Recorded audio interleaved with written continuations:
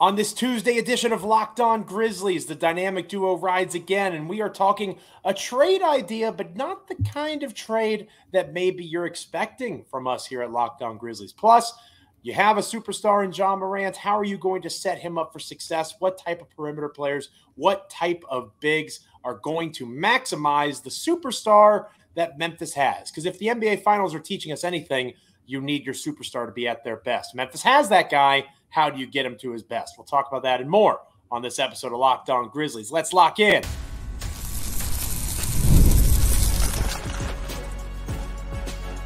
You are Locked On Grizzlies, your daily Memphis Grizzlies podcast, part of the Locked On Podcast Network, your team every day. Each and every time an episode drops, hopefully you are hanging out with myself, Joe Mullinax, and my co-host, Damichael Cole of the Commercial Appeal there in Memphis, Tennessee. That is correct. We are together once again, and it feels so good on this Tuesday edition of Locked On Grizzlies. This episode is brought to you by FanDuel. Make every moment more. Right now, new customers get $150 in bonus bets with any winning $5 bet. That's right, $150 with any winning $5 bet. Visit FanDuel.com/LockedOn to get started. We are free and available here at Locked On Grizzlies as proud members of the Locked On Podcast Network, your team each and every day. Like, comment, rate, review, subscribe. Check us out on YouTube. We had a great conversation over on YouTube yesterday. All my craziness about moving on from Marcus Smart, my superlatives. I was mildly surprised, Michael. I didn't get yelled at as much as I thought I would. Some good conversation happening in the comments. That was nice. So keep hitting us up there, rating, reviewing, all those sorts of things, wherever you get podcasts, YouTube, Apple, Spotify, Amazon. It's all good. Each and every time an episode of Locked On Grizzlies drops, hopefully you are with us. Damichael, it's great to have you back. We'll jump right in here because I'm very excited about this idea. And I'm very excited for you to poo-poo on all of my trade ideas that I'm about to share. Those of you that are everydayers, that check out Locked On Grizzlies each and every time an episode drops, you know that I'm the trade machine guy, right? I have been since like 2012, right? And Damichael is the one who likes to bring us back down to earth, right? He's like B-Rabbit from 8 Mile. Snap back to reality. Up there goes gravity. Joe's trade is dead. So I have 3 potential targets because on yesterday's show, if you missed it, it's a great one. Go check it out. I talked about how maybe we're interpreting this Marcus Smart trade possibility all wrong. Lots of folks, it's not just me, talking about Brook Lopez or Jared Allen, bringing in a big and addressing the issue that way. Yeah. More and more, Damichael, you hear folks talking about this 5-out offense, right? LaRoche coming in. Drew Hill of the Daily Memphian wrote an article about, the changes potentially offensively and those sorts of things. What's being experimented on at the Division III level, which I'm familiar with as a former Division III college athlete, and how some of that stuff is being implemented in the professional ranks. And there's a lot of validity to that. Maybe this is Memphis's foray into that. Time will tell. Maybe we're looking at this the wrong way. Maybe Jaren is going to be the 5, and if there is going to be a trade, it could be for a wing with Marcus Smart plus that number 9 overall pick in this draft. So without further ado, I have 3 ideas, okay? And I think one team is more realistic than the other, and I think that one player that I'm going to suggest is completely not going to happen, all right? And we'll see, maybe once we work through the exercise, I can reveal who the certain people were, okay? So first off, I'm going to start with the Orlando Magic because I think the Magic are a team that are in desperate need of a point guard, right? A traditional point guard. Tyus Jones is going to be there in free agency. He makes all the sense in the world for Orlando. I could see Tyus winding up there as a starter and being a great facilitator for an up-and-coming team. But if the Magic want to talk themselves into a combo guard with a championship pedigree, like a Marcus Smart, I could see something along the lines of a Marcus Smart and number 9 overall for, Franz Wagner of the Magic. If the Magic were willing to move on from that player. We know going back a couple of years that the Grizzlies were interested in Wagner in that draft where Zaire Williams was eventually the pick. Could it be a scenario where they right the wrong and they use that lottery pick in this draft to bring in the guy that perhaps they wanted all along? Again, money-wise, it doesn't necessarily need to be Smart. It could be a combination of Aldama and LaRavia if that was more attractive. But that's my first idea. Again, do the Magic need the number 9 overall pick? Not necessarily. I don't know that that's the best fit. I kind of just killed the lead. This is probably the least likely idea that I came up with here. But I'm curious as to your take. Do you think Wagner would be a nice fit if they are going to go to more of a 5-out model of offense? I think he would be solid, but at this point, I'm more interested in kind of like the complementary players more than the bucket getters, and him and Paolo Banchero is as great as both of those young players were this past season in Orlando. You've seen signs where they're still figuring out, playing well together. You see a lot of times, Paolo has a big game, Franz is, kind of, having an off night. It's not like in Memphis when we talk Ja, Des, and Jaren play those first 5 or 6 games together and they scored 20 points apiece, each time because of the chemistry, because of the camaraderie, because of, how their games balance off of one another. Franz is another guy who would need the ball, doesn't necessarily grade out as a great spot-up shooter. I like you talk about the 5-out aspect of it. There is plus potential there. This is a 6'10", big forward, could play the 3, could play the 4, take advantage of those mismatches and all of that. So, that's the part where it makes the sense to me. And I'm with you. You did say this is the least likely one because of the fact that at the end of the day, Orlando, they're a young team that's kind of on the rise too, like a Memphis over the last few years. So they're probably looking more to add, like you said, the Tyus Jones of the world. And I think I mentioned Luke Kennard on here, as a potential option for Orlando. Like they need point guard play, but they need shooting, too. So, I think there's some other deals that make sense when you think Orlando make a little bit more sense. We talk about it 1,000 times about the bigs and stuff. But, yeah, when you talk about Franz Wagner in a fit, I can see it. But I'm leaning more towards these shooters to put around the Jaws, the Dez, and the Jarens, yeah. That makes sense. And again, you're exactly right. We've talked about Goga before. We've talked about Wendell Carter Jr.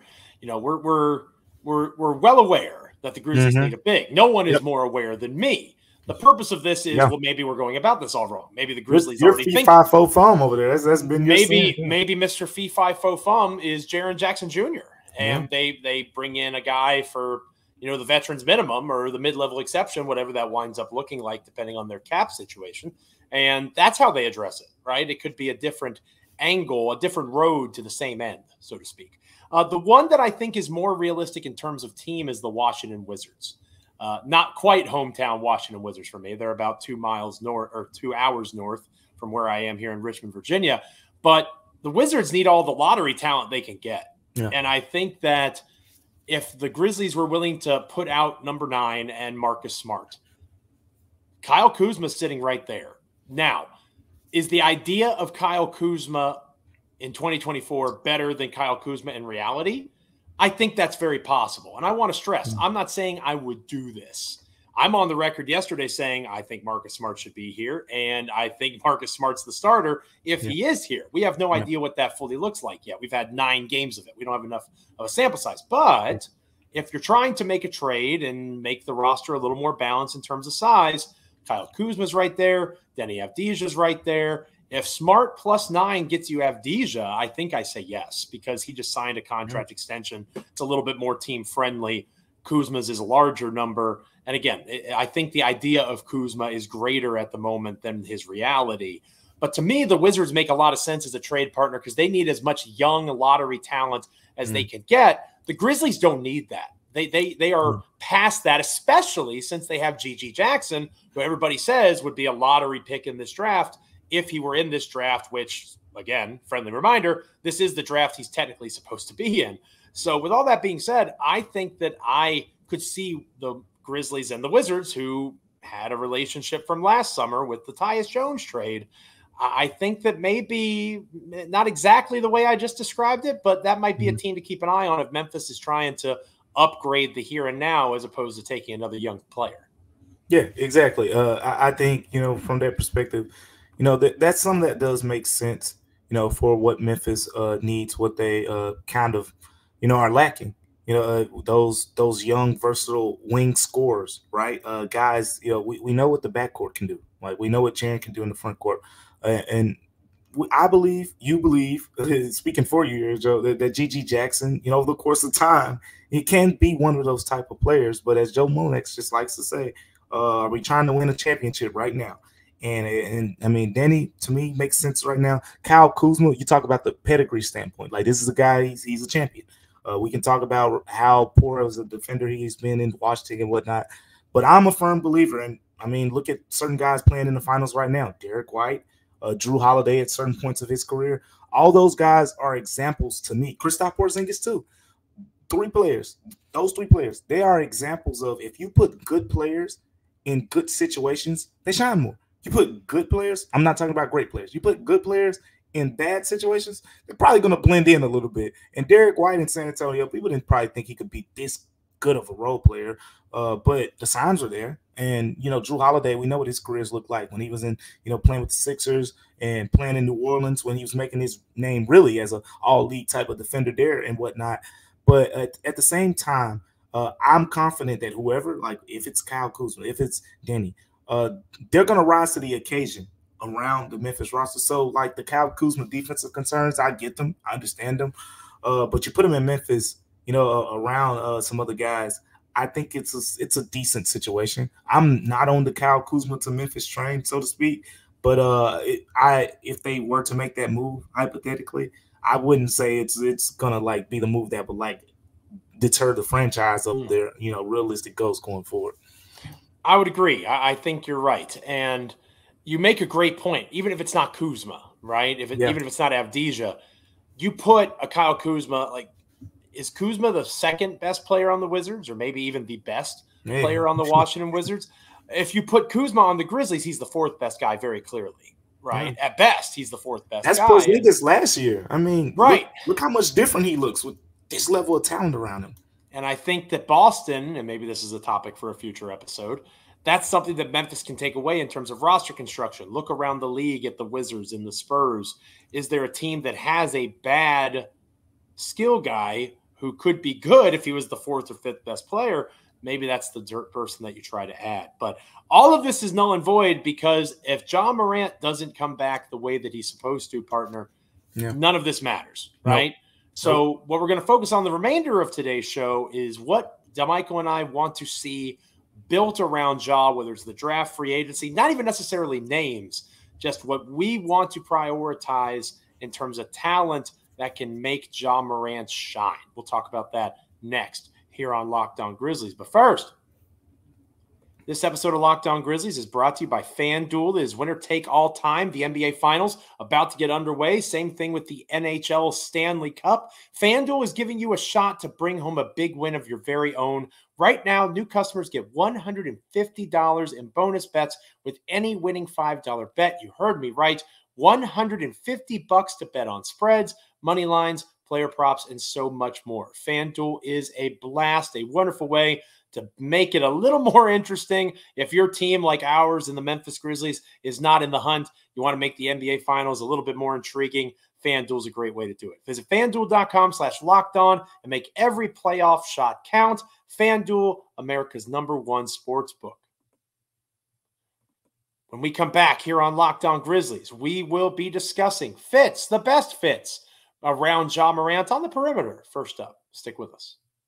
Welcome back to Locked On Grizzlies. I am Joe Mullinax, joined by my co-host, Damichael Cole of the Commercial Appeal there in Memphis, Tennessee. He is the award-winning Memphis Grizzlies beat writer for that publication. So great to have Damichael back with me on the show today. And Damichael, we're going to jump right in, as we talked about a little bit there at the end of the prior segment. None of this matters, right? Kyle Kuzma, Denny Avdija, Jared Allen, Brook Lopez, whoever you want to target in a trade, none of those guys are superstars. Ja Morant is a superstar, and Luka Doncic is a superstar. Look at the Dallas Mavericks. Jason Tatum is a superstar. Look at the Boston Celtics. There are second superstars next to them in Kyrie Irving and Jaylen Brown, respectively, but you get the point. You need at least one to be a legitimate championship threat. How do you see it being the best use of Memphis's time, the best use of Memphis's resources to try to build around that talent in Ja Morant? Let's start on the perimeter. So whether it's free agency, the draft, again, we're not necessarily talking about names here as much as we're talking about what you think looks and works best next to Morant.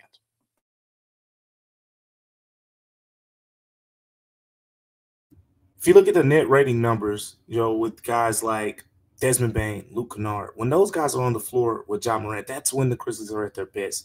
More so than other guys in the past, like Dylan Brooks, for example. And it's because, we notice the things. When Josh struggles in the playoffs, it's because teams are trapping him. You need another ball handler in those situations. We've seen them kind of do the two guard things in stretches with Tyus Jones, 2-point guard thing. Tyus Jones and Ja Morant playing together. We saw that some in the playoffs against Minnesota, against Golden State. But the main thing that stands out to me is perimeter shooting. I know we've talked about it, a lot, but you need just a couple more guys who teams are going to be afraid to leave, because the easiest way to guard Ja Morant, and I mean, when I say easy, it's still hard, but what's been proven to be the most successful way is you build a wall in the paint, and Ja just goes running straight into it. And sometimes he jumps over the whole wall, and sometimes, he finishes through the wall or whatever the case may be. But as we saw against Minnesota in that first round series, where he had some decent moments, but it wasn't typical. Like, his best highlights were like full-fledged dunking all over Malik Beasley. That's how tough, they were making it for Ja in that game, in that series. Same thing when he played the Lakers. Same thing when he played Golden State. But the best way to offset that, you go through the history, the NBA. Like, think about when the Thunder really started to become like the post-James Harden era, when it was KD and Russ. And when they really went to another level was when Serge Ibaka's, mid-range and even, the three-point shooting went to another level. When he didn't like shooting the three-pointers and sitting in the corner and all that stuff. But that kind of took them to another level, and it took Russell Westbrook's game to a whole nother level. I think, that's the type of thing I see happening for Ja. When you talk about perimeter guys, you don't need Desmond Bane or Luke Kennard, but you need some decent shooters. Like your first segment, another team that I was thinking about in the first segment, I was thinking about the Brooklyn Nets, Joe. We talked about Dorian Finney-Smith some. We talked about some other guys. I think briefly last year for a little bit, we talked about Cam Johnson before he signed that extension.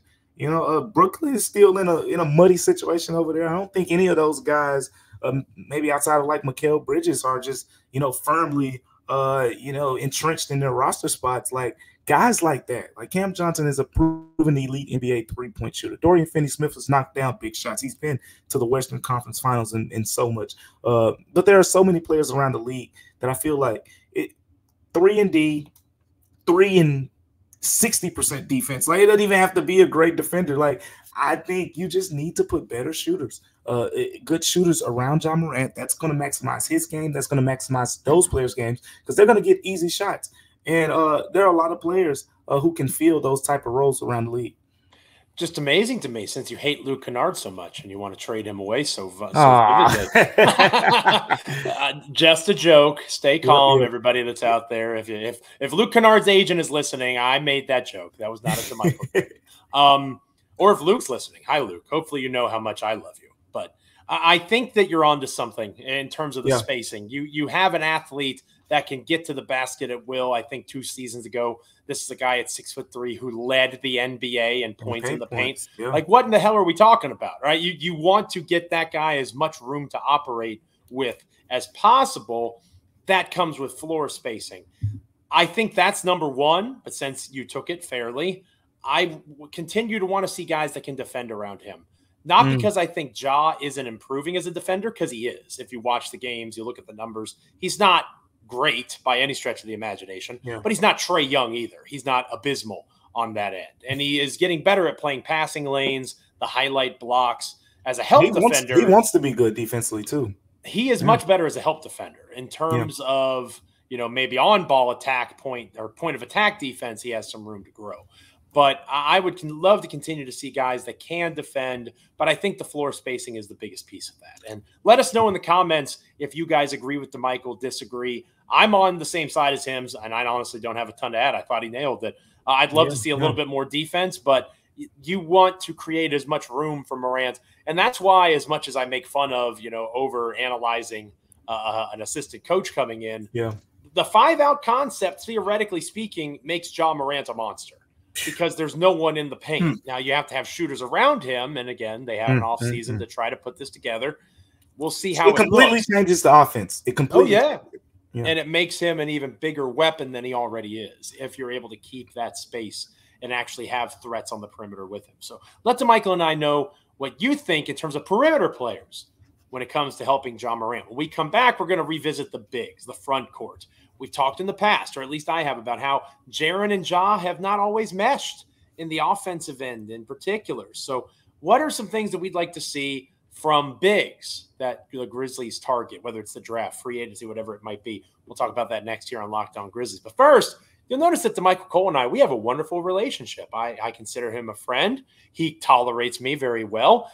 We don't scream at each other. This isn't Fox Sports. This isn't ESPN. Damichael's patient. I'm enamored. It's fantastic because this is Locked On Grizzlies. This is the Locked On Podcast Network. You're not here to get yelled at. You want analysis. You want sports conversation. You want all the things that the Locked On Podcast Network provides, just like Locked On Grizzlies does. And you can get it 24/7 now over at Locked On Sports Today. It is a streaming service on YouTube 24/7, giving you the best of not just Locked On NBA, but Locked On NHL, Locked On Football, Locked On College Sports, as those get back going again. Up and down, left and right, all around the network. Plenty of tremendous content for you to check out both on YouTube as well as on Amazon as part of their Free Fires TV channels app. Make sure you're checking out Locked On Sports Today as soon as possible. This episode of Locked On Grizzlies is brought to you by BetterHelp. It's important to understand that we all go through difficulties, right? We all have burdens that we carry, different stressors, regardless of the size they impact our lives. And when we keep those things bottled up, it can affect us negatively, right? Therapy is a safe space where you can get things off of your chest, regardless of the size, and figure out how to work through whatever is weighing you down. It's helpful in therapy to learn positive coping skills, setting boundaries. It empowers you to be the best version of yourself. It's not just for people that have experienced a major trauma or some sort of large-scale issue in their lives. It can be for someone who's just looking for somebody to talk to. If you're thinking of starting therapy, give BetterHelp a try. It's entirely online, designed to be convenient, flexible, and suited to your schedule. You fill out a brief questionnaire, you get matched with a licensed therapist, and you can switch at any time with a different therapist for no additional charge. Get it off your chest with BetterHelp. Visit BetterHelp.com/LockedOnNBA today to get 10% off your first month. That's BetterHelp, HELP.com/LockedOnNBA.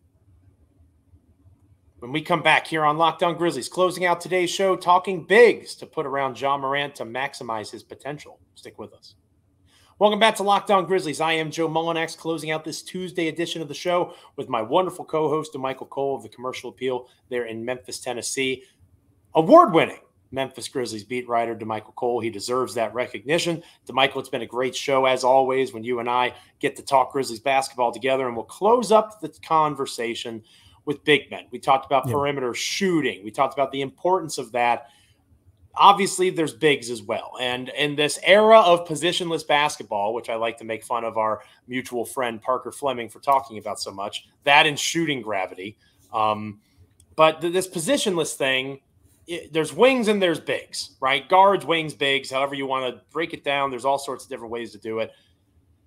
Ja Morant is a guard, right? He's a lead guard. He's a creator, a dribble penetrator. He does all of that so well. What kind of big men do you want to see Ja be surrounded by? Because he's experienced Jonas Valanciunas. He's experienced Steven Adams. And he's also experienced Jaren Jackson Jr. at the 5. He's experienced different types of bigs.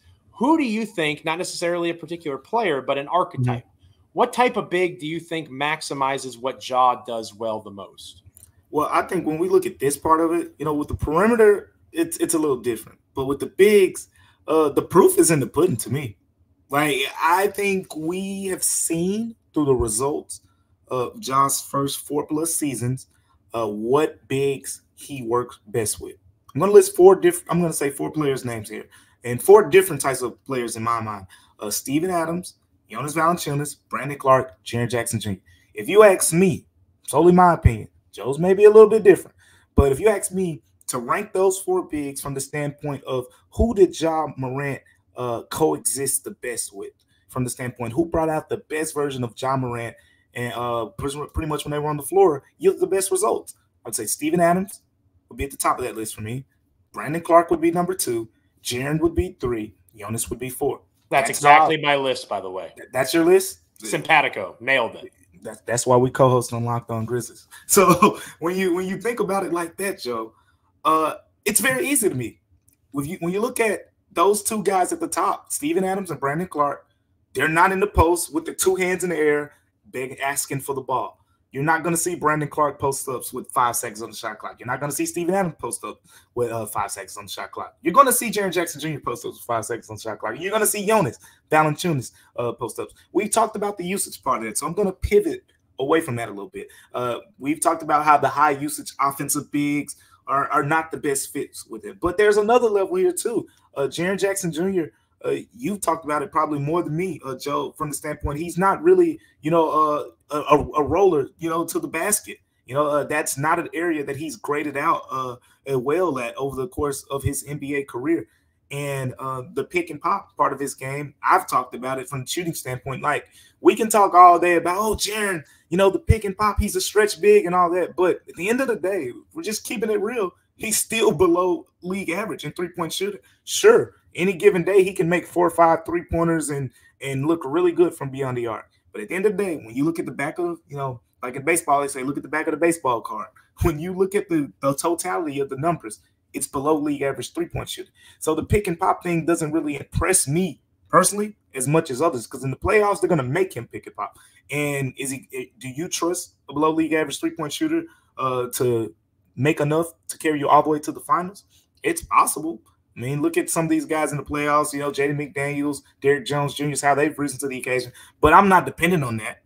So with all that, with the Brandon Clark, his rim running ability, the lob threat, we've seen him and Ja connect so many times, because when Ja gets going downhill and you got Brandon Clark ready to plant 2 feet and jump in the air, defenses don't know what to do. You choose Ja, the ball's about to fly right over your head. You choose Brandon Clark, Ja's about to jump right over your head. Like, it's a pick your poison type of thing. Whereas with Jaren, with Jonas, it was a little bit different. So we talk about the best bigs to help out Ja. And this isn't to say that Ja and Jaren, don't work together and all that, because at the end of the day, when Ja goes to the bench, who takes over? It's usually Jaren Jackson Jr. So that works from the standpoint of, yeah, you kind of got the yin to the yang when Ja's out of the game. Now it's Jaren's time to cook a little bit more. But we're solely talking about who is the best to help out Ja Morant. I think we're talking low usage guys who can do some rim running. In the case of a player like a Steven Adams, hard screen setting to clear up space, for Ja when he's, in the paint dealing with all, those bodies and things like that. Those are the type of guys. I think Brandon Clark and Steven Adams, somewhere in between that, that's the type of player I'm going for. And honestly, Jaren Jackson Jr. and Jonas, those are the type of guys I think you should pivot away from if your goal is to put the maximized help around Ja Morant. So let me get this straight. I don't want to put words in your mouth, partner. You're saying that if you could find a player who is a cross between Brandon Clark and Steven Adams, they may very well be the perfect big to play next to Ja Morant.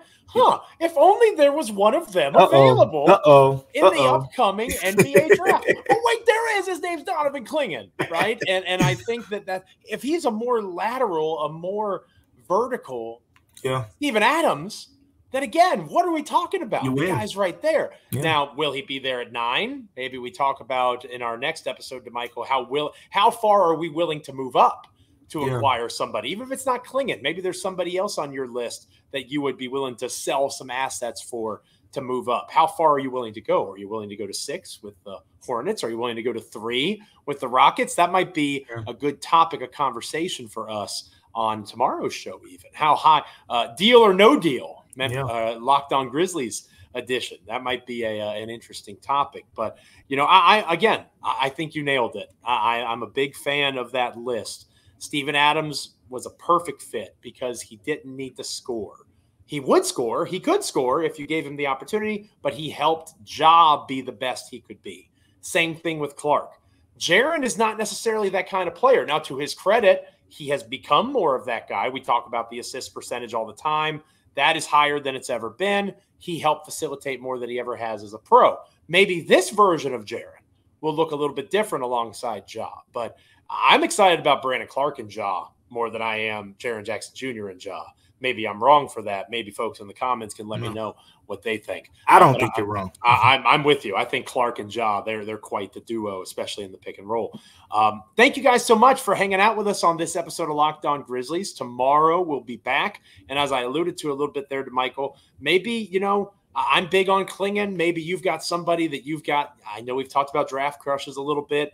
Maybe there's somebody that you're like, you know what? I would stand on the table. If Damichael Cole was the GM of the Memphis Grizzlies, I'm standing on the table in front of Robert Pera, and I'm saying we got to trade up for this guy. So maybe you come with that guy for you. Everybody knows who it is for me, right? It's Donovan Klingon.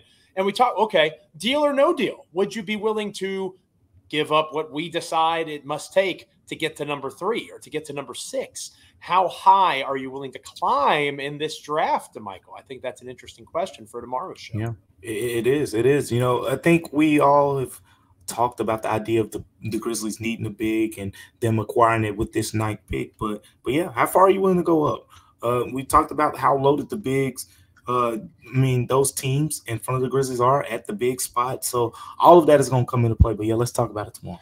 I like it. Sounds good. Looking forward to it. Thank you, Damichael, for everything you do, as always, for us here at Locked On Grizzlies. And thank you, dear listener, dear viewer, for being with us wherever you're checking out the show, whether it's YouTube, Apple, Spotify, Amazon. Like, comment, rate, review, subscribe. Be a part of our Grizzlies experience here. Make us a part of your NBA consumption each and every time an episode drops. We're proud members of the Locked On Podcast Network, your team each and every single day. And hopefully you'll be back with us tomorrow. Make sure you're checking out Locked On Sports Today. Make sure you're getting ready for the NBA Finals. That's something we can talk about over the next couple of days, partner. Yeah. Previewing that a little bit. Lots of good content as we march through June here at Locked On Grizzlies. For Damichael, I'm Joe. Stay locked in, Grizzlies fans. We'll be back tomorrow talking how low, how high are you willing to climb to get your draft crush? Make sure you're with us.